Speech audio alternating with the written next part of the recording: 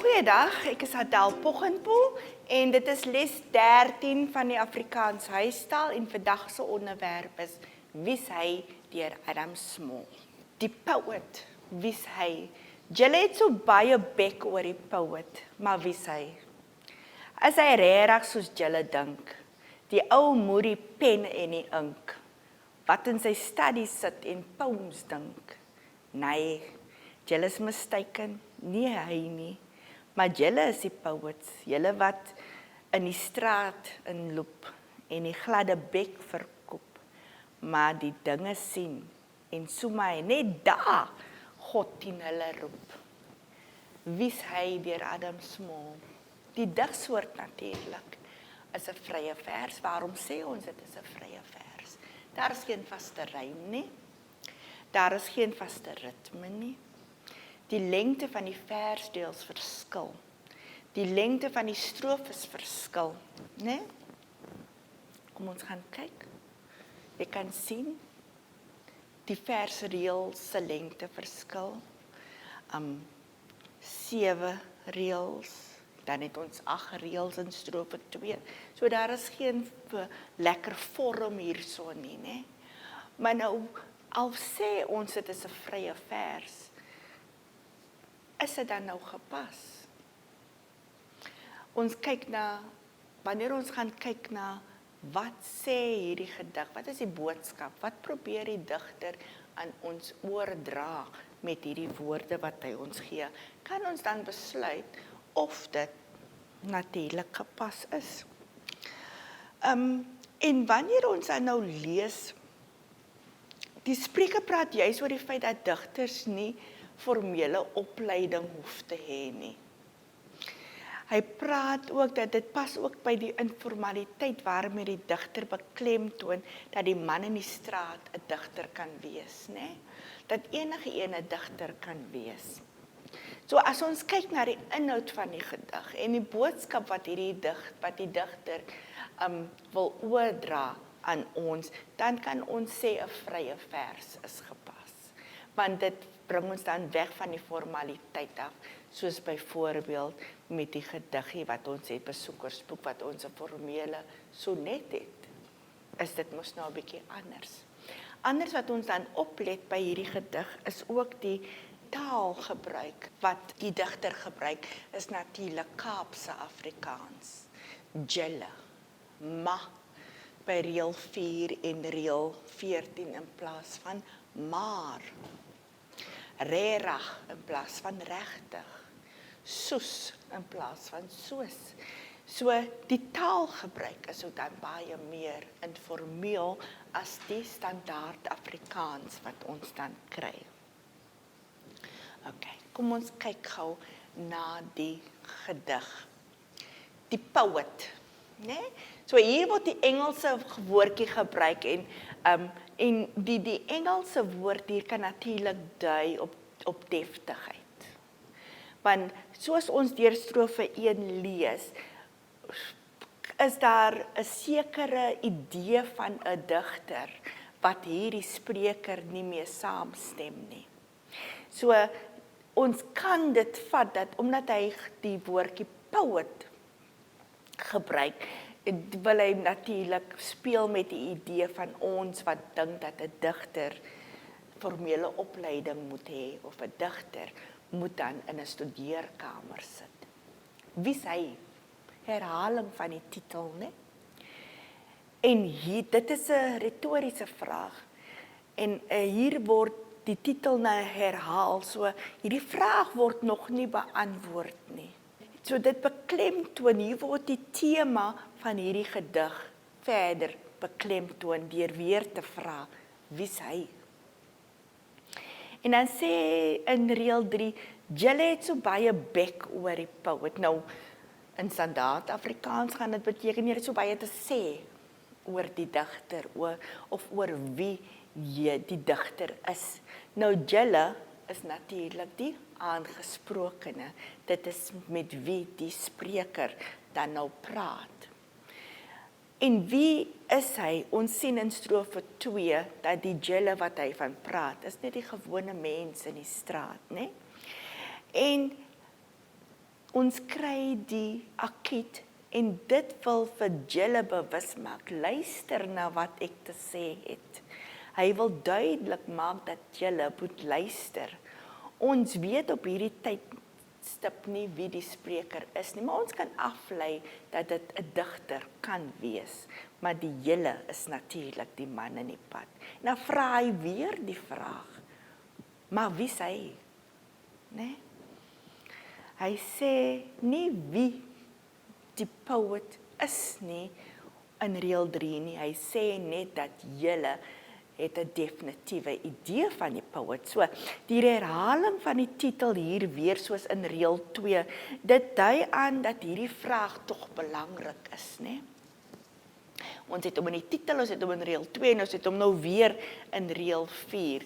Dit dui op die belangrikheid van hierdie vraag en dat hierdie vraag tog beantwoord moet word, dan hy vra dit aan julle aan een en die woordjie maar, die ma, wie sy, wys mos nou die woordjie maar, gee vir ons 'n teenstelling, né? Hy begin met die sin begin met die wending met 'n voegwoord en dan sê hy in reël 4, is hy regtig soos julle dink?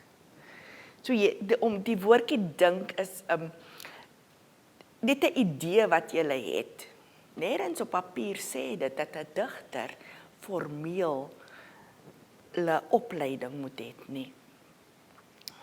Wat dink hulle is hierdie poet? En dit gaan ons agterkom in reël 6 en 7, die laaste 2 reeltjies van ons strofe 1. En hy sê, die ou moet die pen en die ink. So eerstens, hy moet sy gedig skryf, né? Dis 'n baie formele weergawe van wat jy het van hierdie digters. En dan in reël 7, wat in sy studies sit en poems uitdink, nie uitdink nie, poems dink. So die poet dink poems nou. In die eerste reël poet en in reël 7 poems.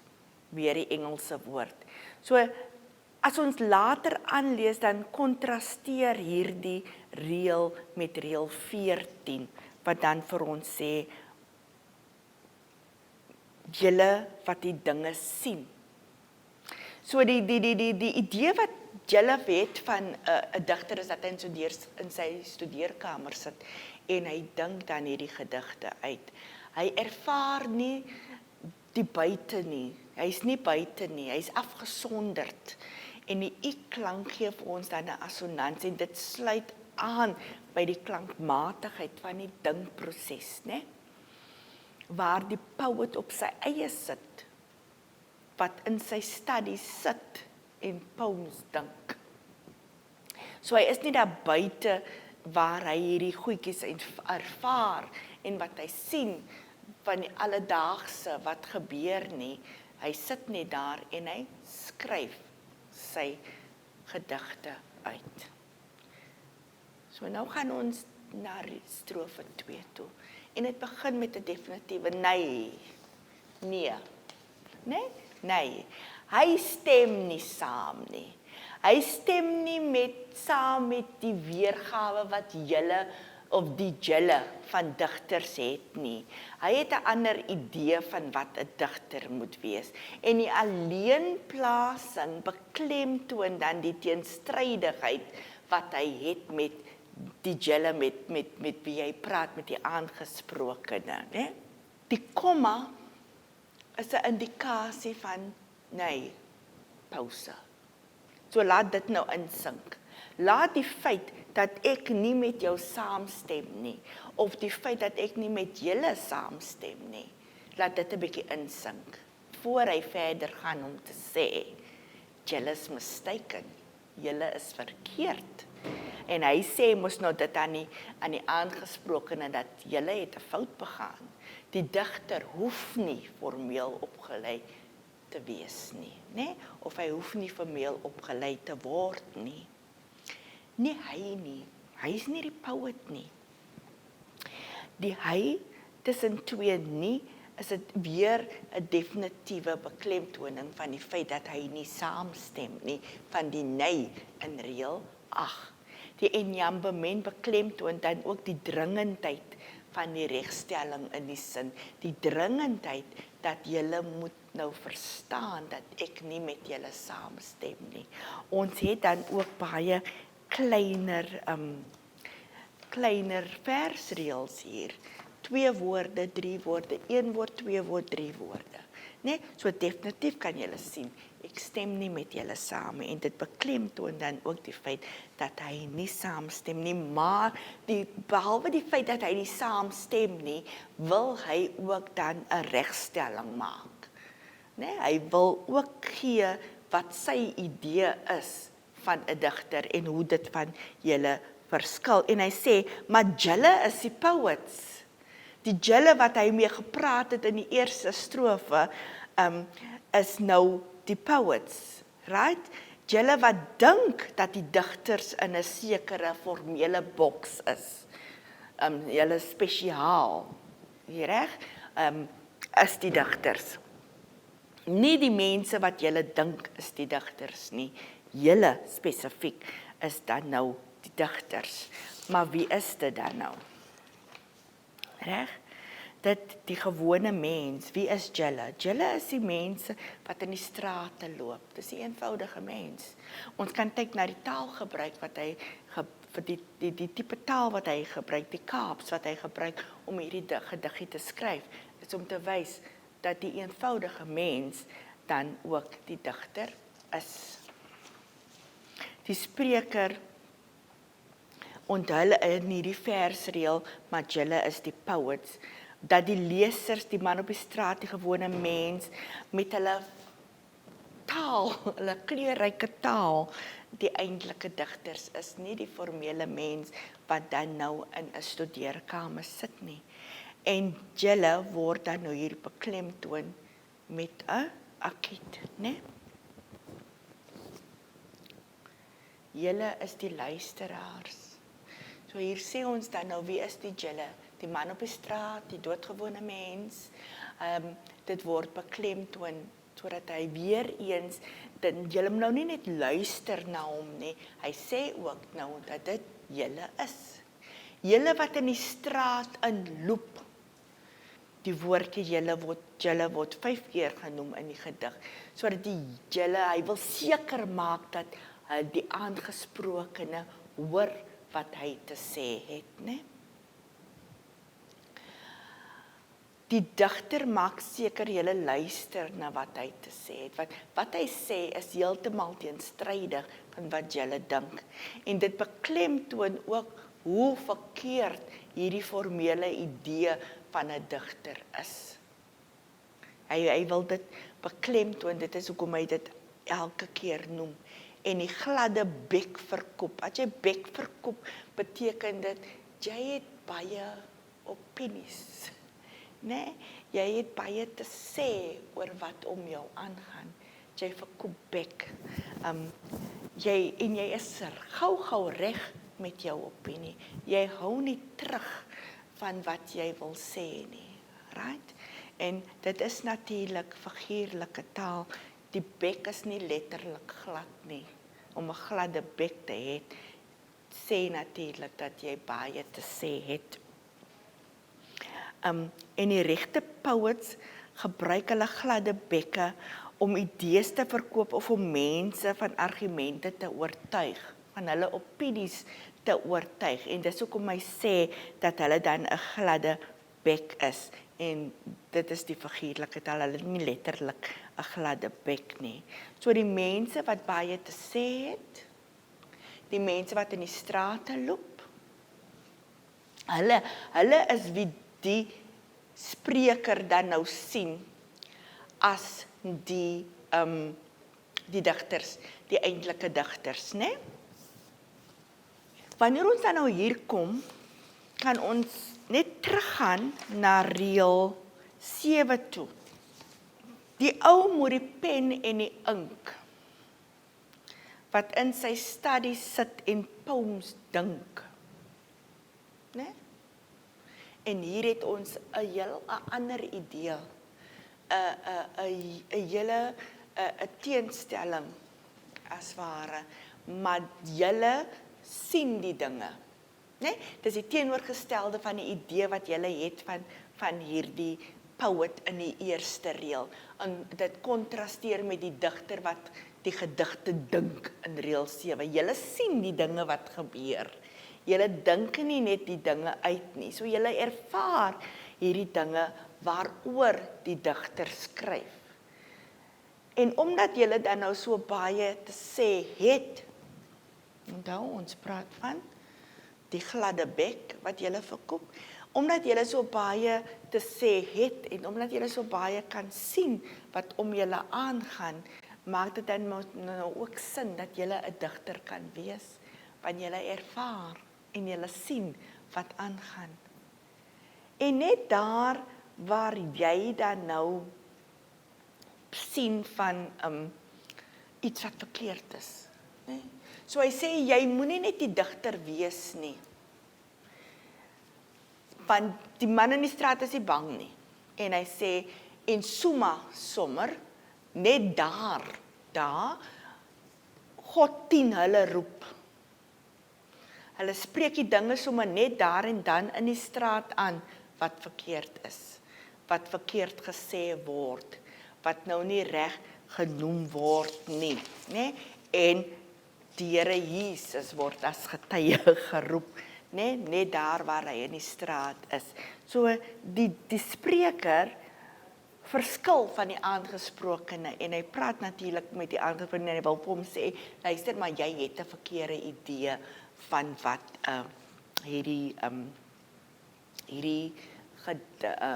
wat 'n digter of 'n poet is. Nee? En hy sien die alledaagse eenvoudige mens wat in die realiteit leef, soos wat sy eie realiteit leef, soos dit werklik voorkom as 'n digter. En die taalgebruik is dan 'n indikasie dat hy praat van die eenvoudige mens op die Kaapse strate. As hulle sien iets is verkeerd, gaan hulle vir jou onmiddellik sê, maar luister, iets is verkeerd, né? Ons gaan net gou weer terug na die eerste. As ons kyk na wat is die boodskap wat hier gegee word, of die moontlike tema, is dat alle mense dieselfde is. Is dat alle mense eintlik die reg het op 'n opinie. En dat alle mense die reg het om te skryf. Alle mense het die reg om 'n digterskap op te neem. Nee? Dit is die boodskap wat ons kry. Natuurlik, dit word dit beklemtoon deur die taalgebruik. Die tema van die gedig is dat die gewone mens ook skepend kan wees. Digterskap is nie om formeel te dig nie. Jy hoef nie in 'n studeerkamer te gaan sit en al hierdie wonderlike mooi goed te skryf nie. Baie mense sien en hoor wat om hulle aangaan. En as hulle iets daaroor te sê het, kan jy dit skryf. En hulle het opinies en hulle kan dus dig. Digterskap is ook om protes aan te teken teen wat jy sommer sien is verkeerd en iets daarteen sê, né? Daar is baie keer wat 'n digter sê wat die gemeenskap voel. En dit is dan waar die spreker in hierdie gedig ook sê, dit is een van die werke of een van die doele van 'n digter. As jy iets verkeerd sien, dan moet jy dit kan sê, want hy sê, en sommer net daar, God 10 hulle roep.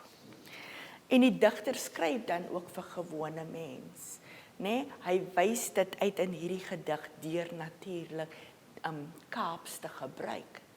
Hy skryf sodat enige een vir hom kan verstaan wat hy te sê het. Die digter kry sy idees van die sêgoed van mense op die straat en hy gebruik dit dan in sy gedigte en die gewone mens kan ook skepend wees en nie net die digters nie. En wat beteken dit dan nou vir ons as mens, gewone mens, né? So ek wil net kyk na 'n paar vragies wat ons daaruit kan net in diepte hierna kyk. En hoe word die woord julle in die gedig uitgehef en waarom doen die digter dit?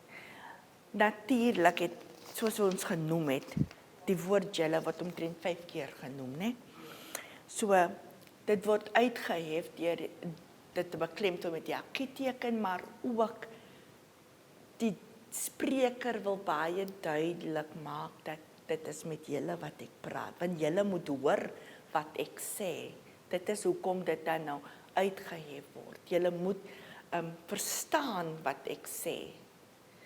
En wat ek sê is dat julle ook kan doen wat julle dink 'n digter kan doen. Die volgende een wat belangrik is vir my in hierdie gediggie is, waarom kan ons saamstem dat die Kaapse Afrikaans gepas is vir die skryf van die gedig? Natuurlik, soos ek regdeur genoem het, hierdie gedig wil vir die gewone mens, die man op die straat in reël 12, julle wat in die straat inloop, mos die gewone mens, en die gladde bek verkoop, maar die dinge sien, die man wat die Kaaps praat, weer eens net om te beklemtoon dat die alledaagse mens, maak nie saak of jy dink jy's te eenvoudig nie. Dit is nie waaroor dit gaan nie, dit is gaan oor wat jy te sê het en dat jy die reg het om dit dan te kan sê. So, wat 'n belangrike vraag word in die gedig gevra? Natuurlik, wie's hy? Ons sien dit in die titel, ons sien dit in reël 2, ons sien dit in reël 4, ons sien dit omtrent 3 keer in die eerste strofe plus die titel, né? So dit is die belangrike vraag wat die digter, en waarom is dit so belangrik vir die digter om te weet wie's hy? Om te beklemtoon weer eens dat julle dit ook kan doen, né? Dit wat julle in julle kop het, kan ons kan self sê die stereotypering van 'n digter, dis nie wat dit is nie, né? Die eenvoudige mens kan ook digter wees. Dit maak nie saak wie en wat jy is nie. Hoe sou jy die stemming van die gedig beskryf?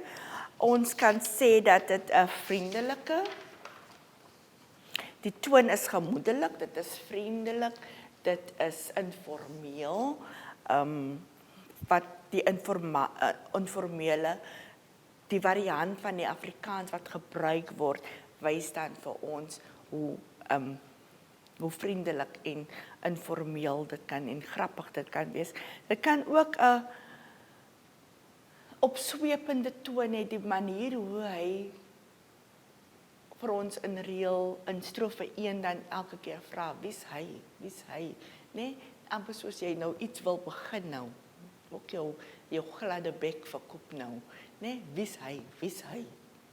Om vir jou, hy is nie belangrik, dink hy is belangrik, want hy is nie belangrik nie, né?